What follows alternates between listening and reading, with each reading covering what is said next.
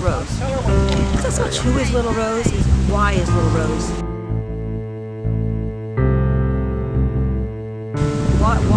Why did our Lord pick her?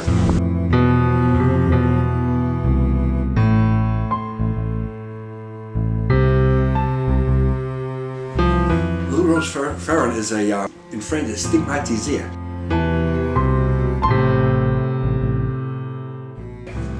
It's one of the people in the world who end up having marks on their hands and their feet and their forehead and some on the sides where they bleed. Padre Pio was one of them. And several other ones. And that's what she had. She's sick, she suffered the wounds of Christ. To ask who Little Rose is, it's simple and it's complex. Yeah. She was a very humble person. She didn't want any notoriety. She didn't want to be known. And yet, I believe that God raised her up at a certain point in time in history and gave her certain spiritual gifts, like she was a mystic, she was a stigmatic. It's very prominent when you mention Little Rose. That's the first thing because she was a victim soul.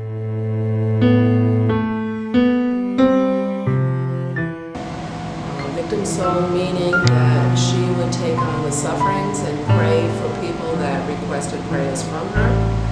She was born in Canada. Her family moved to Fall River, and then eventually they moved to Woonsocket. And she was born in Canada in 1902, and she died in Woonsocket on Providence Street in 1936, just before her 34th birthday. She and many other saints, as well as Jesus, died at the age of 33. She was bedridden probably 16 to 17 years. She had the crown of thorns, bled from the side. She had the 4 wounds which she had on the wrists, on both wrists.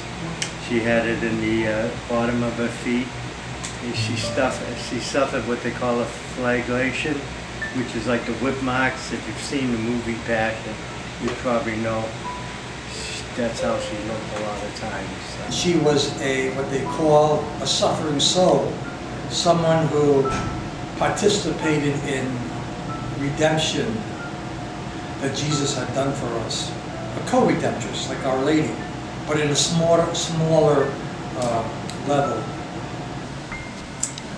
Little Rose, as I understand it, is a special French-Canadian young lady who lived in Woonsocket and died in Woonsocket in the 30s, and I'm praying for her to be recognized by the church as a saint someday. At one time she had there was a big influence in town and around the world. But now all the older people who were involved are all dying or dead. When I was in the military, I was stationed in Germany, and I had a woman, a native, who was working with me. And this is 1976, 77. And she came to me one day at work and says, "I understand you're from Rhode Island. Have you ever heard of Mary Rose?" And I said, "Yeah." She said, "Well, when you go home, can you send me some of her soil?" Which I thought was a little strange because, but she had a following in Germany. I've got a copy of the Crown of Thorns in German. She had a following in the Mideast because of Father Palm. I've got a copy of the Crown of Thorns in Mandarin Chinese. The future King of Siam, or one of them, the Prince of Siam, knows about her because he met Father Palm on the boat going back to the Middle East, not the Middle East, but the East. She had followings everywhere, but nowadays, not many people know about her. And you ask the younger people about her. We have our booth. We have a booth every different festivals and stuff, and they've never heard of her. And that's normal. I mean, it's the old time.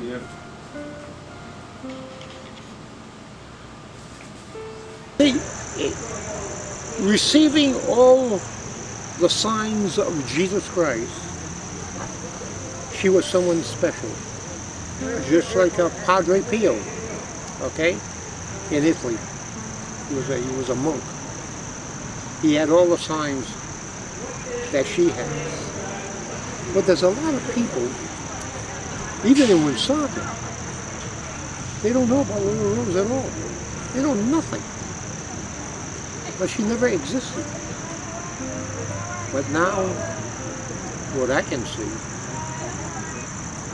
with advertisement, people coming to the chapel, she'll be known. It's going to grow and grow and grow. Right here in Woonsocket, imagine that. Her impact seems to be growing because more and more people are finding out about her and asking for her intercession. And we care for the gravesite at the Precious Blood Cemetery here in Woonsocket, and we're always meeting more people coming to her grave from all over the country, and it's very inspiring. We're trying to bring back her memory to the generation of today.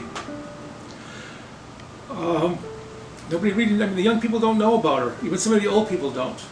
And we're just trying to bring her back. We're preserving some of her stuff. Bad word, but David has some of her robes. We have some of her old clothing, okay? We have her breviary. She joined the Third Order Franciscans. And it's a lay group. And we have her breviary, we have her rosary. David has her bed, 2 of her beds. And so we have all her little things. And all we're doing is preserving them. Now, hopefully in the future, they'll be, it's a history thing. So, I don't know, I can see devoted people, people of faith, people that believe in God, that this place will be a very successful place, and to expect a lot more miracles, many miracles, will be happening right here in Woonsocket. I want to say that I look forward to a Woonsocket that'll be successful again, that will honor all the cultures, all the traditions, all the different peoples here. We are a melting pot. The more traditions, the more traditions we have to celebrate, I think it makes us stronger as a community. And hopefully that will continue to occur.